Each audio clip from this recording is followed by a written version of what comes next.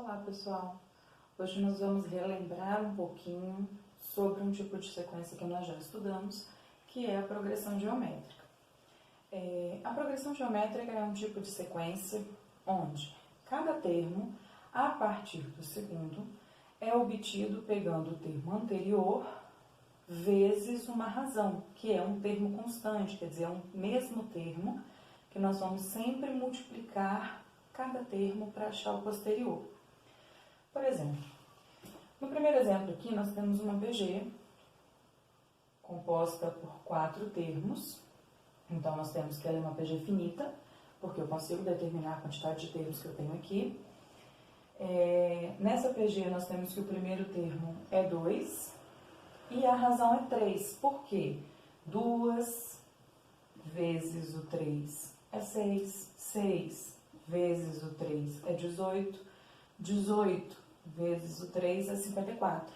Então, quer dizer, o termo constante que eu acabei de falar para vocês é o 3, que é o mesmo valor, que nós chamamos de razão, que vai sendo multiplicado para que nós encontremos os termos posteriores.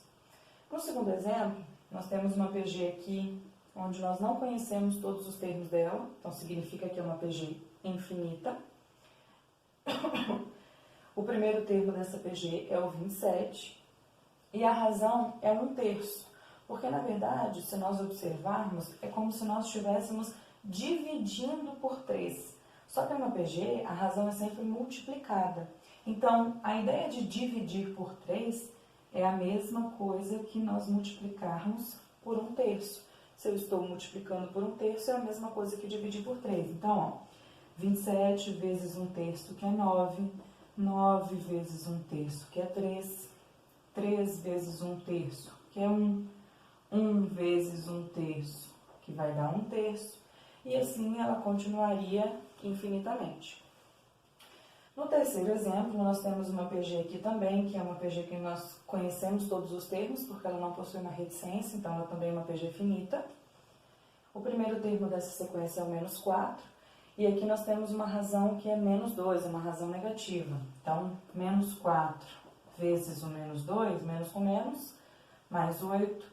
8 vezes o -2, que dá 16, menos 16. Menos 16 vezes o -2, que dá 32. 32 vezes o -2, que dá 64. Então, aqui nós temos uma PG. Quanto às classificações, quanto à classificação dessas PGs, nós temos a primeira PG, se nós observarmos, ela está sempre crescendo. Os termos, o valor dos termos está aumentando. Então, nós dizemos que ela é uma PG crescente. Já no segundo exemplo, a minha PG tem os termos de forma decrescendo, eles estão decrescendo. Então, nós temos uma PG decrescente.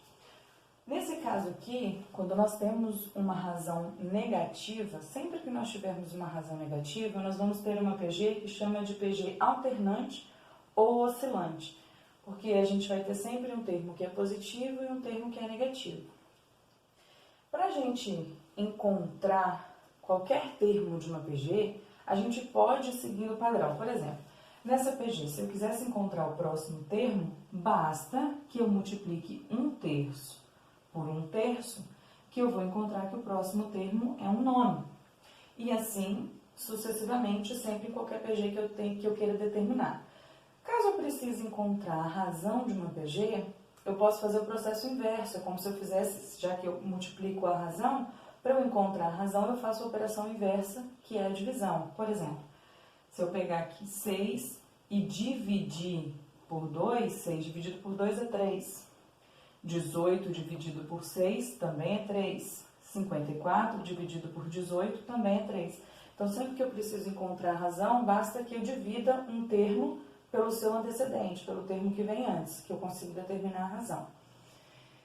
E eu consigo também encontrar qualquer termo, ou encontrar a razão, dependendo da situação, se eu tiver o termo geral de uma PG. Com o termo geral, eu consigo descobrir qualquer termo de uma PG. No termo geral, eu tenho a N, lembrando que o N aqui indica o número do termo que você quer encontrar. Então, por exemplo, se eu quiser determinar o 8º termo de uma PG, então eu vou estar encontrando o A8. Neste caso, o N vai valer 8. É igual ao primeiro termo vezes a razão elevado a n menos 1.